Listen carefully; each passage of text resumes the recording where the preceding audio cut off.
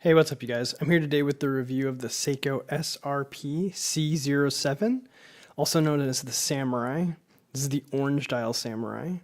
And this watch actually breaks one of my most recent rules in which I was trying to focus on like 40 millimeter or smaller case diameters.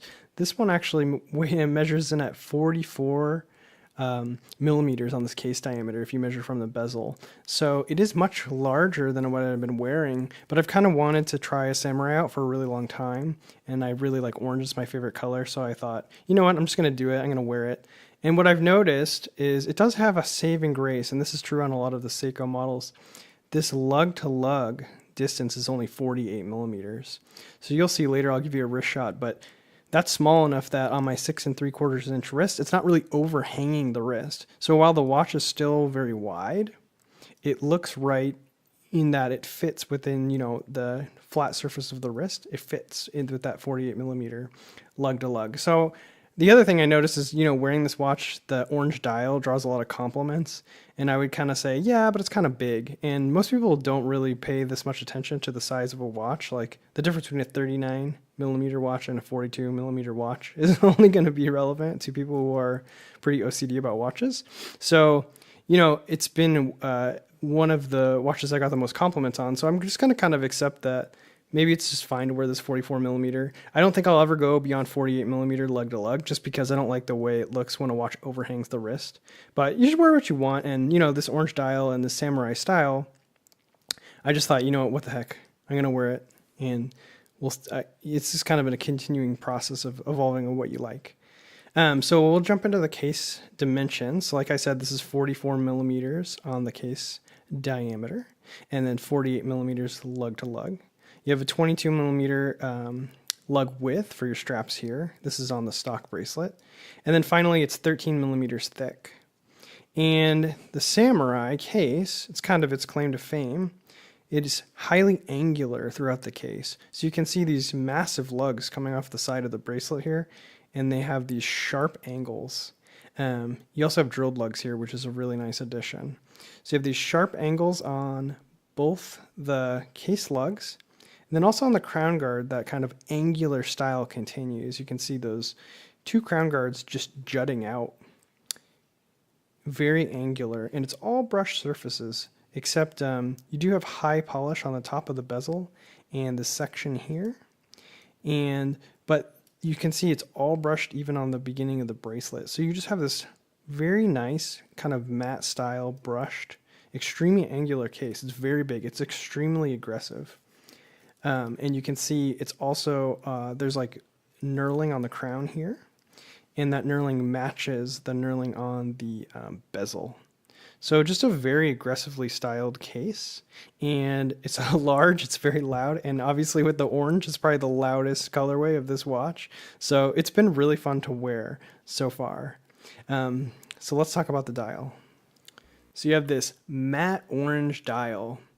It's pretty hard to capture in film and pictures, but it's very matte. It's really hard to describe. So, sometimes it looks shiny or like really bright orange, but I think Seiko nailed it. It's orange. Obviously, orange is a pretty obnoxious color, but it's probably one of the least offensive oranges you can imagine, if that's possible. And then these are kind of stolen from the monster hands. You have these monster style hands with this giant broad arrow for the hour, and then the longer kind of angular like sword for the minute. And it's pretty cool when these things line up. They make what's called the rocket. I'll show you later. When the hands overline, it kind of looks like a rocket. I've really been enjoying that. And then you have a second hand, and all three of these are loomed. And then you have the kind of Seiko. They're applied indices, I would say, but Seiko has a clever way of doing it. I don't know if I'll be able to pull in close enough. But they basically put down the indice and then they print the lume on top of it. So when you start to get close, you'll notice, but from any reasonable distance, they just look like applied markers. They do that very well. And the lume here is amazing. I'll give you a lume shot later. So I only have two real complaints about this dial. And I didn't notice them. Another thing that's hard to notice, I don't even know if you're picking it up here in the film, but the lume, and I don't think this is isolated to my particular piece, but I'll have to look around and see some other ones in real life maybe. But the lume on the hands is ever so slightly more yellow than the lume on the hour indices, and it kind of drives me crazy.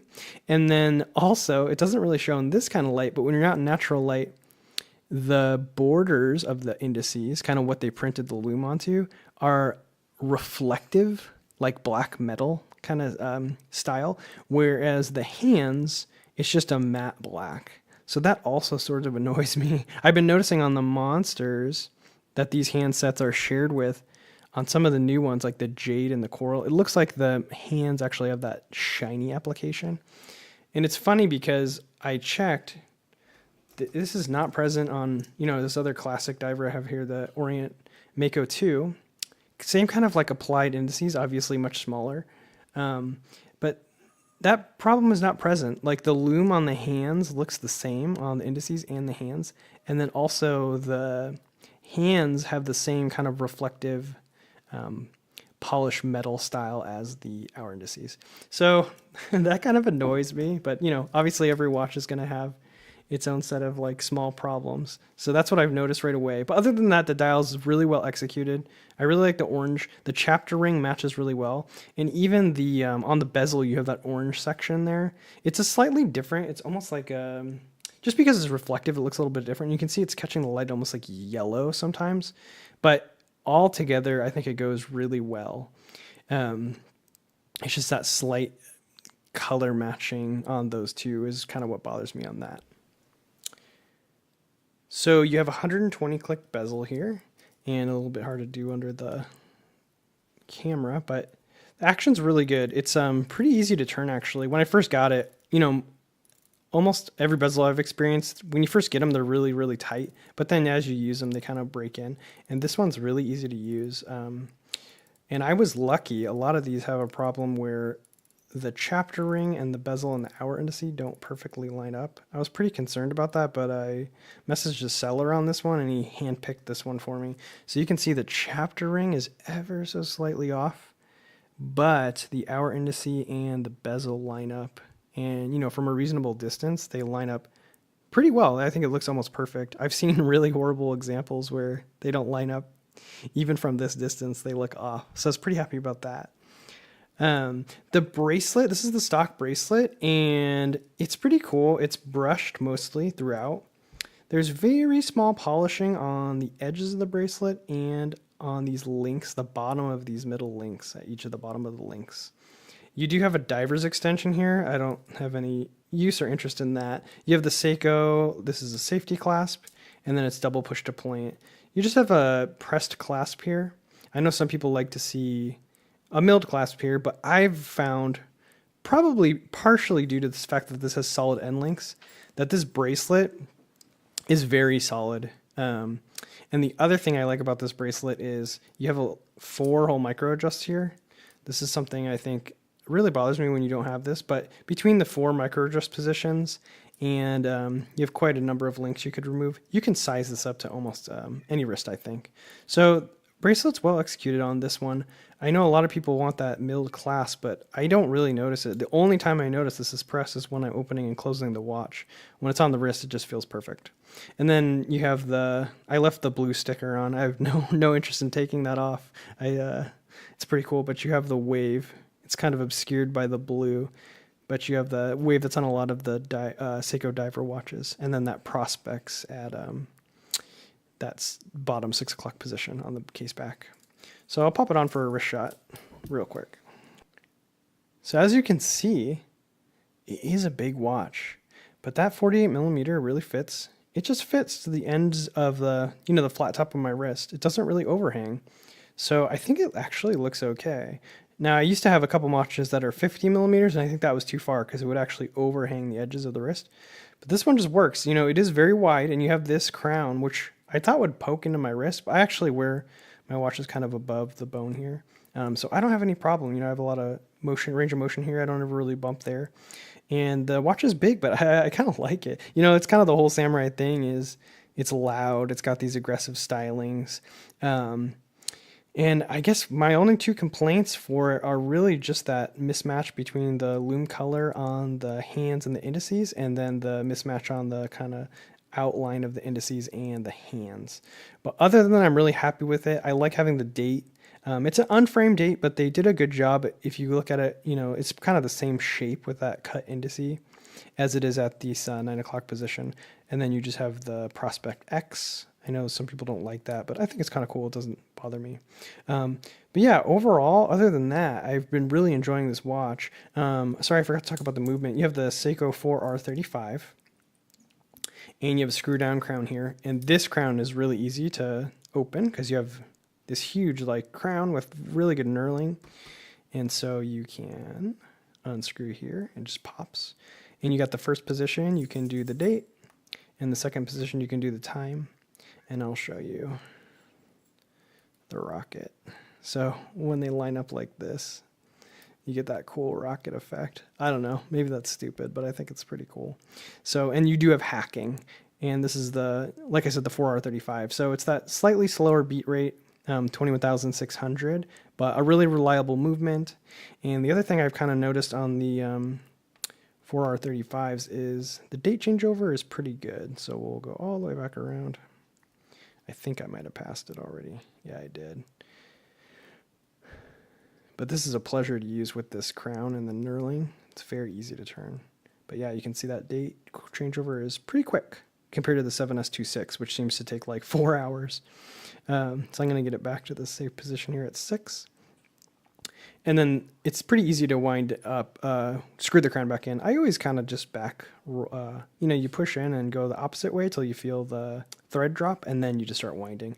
And this hand winds too. You'll be winding it as you screw down the crown. And it's quite a number of turns, but it secures nice and tight.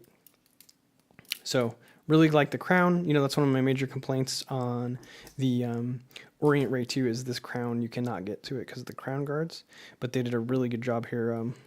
The crown is a pleasure to use. The bezel is a pleasure to turn. So that's the Seiko Samurai.